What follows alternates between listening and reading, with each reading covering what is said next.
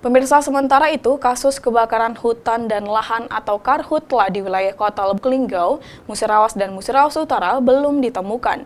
Pihak Kodim 0406 Kota Lubuk Linggau belum menerima laporan soal karhutla dari masyarakat.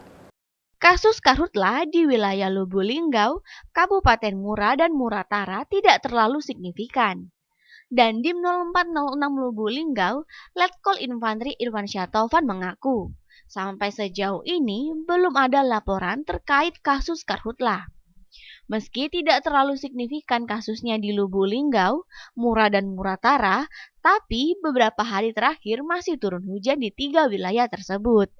Jadi, untuk kondisi laporan dari Babinsa dan Koramil sampai dengan hari ini tidak ada titik api. Selain itu, Dandim menambahkan, pihaknya tetap menghimbau dan mengajak kepada pemerintah daerah agar sama-sama mengingatkan pelaku usaha di bidang perkebunan. Termasuk pula, masyarakat tidak membuka lahan dengan cara membakar, dan kepada perusahaan agar menyiapkan menara api serta embung. Ya, kita alhamdulillah sampai sejauh ini ya ada laporan tapi tidak terlalu signifikan. Yang jelas kondisinya kita alhamdulillah terbantu oleh kondisi alam cuaca. Kita masih beberapa kali hujan.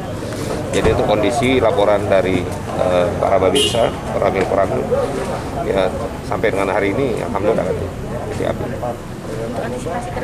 Ya, antisipasi kami tetap menghimbau, mengajak kepada pemerintah daerah untuk sama-sama kita ingatkan kepada terutama pelaku usaha di bidang perkebunan, ada tokoh masyarakat, tokoh agama untuk mengingatkan senantiasa kepada masyarakat di wilayah masing-masing untuk menghindari bakar lahan, membuka lahan dengan cara membakar.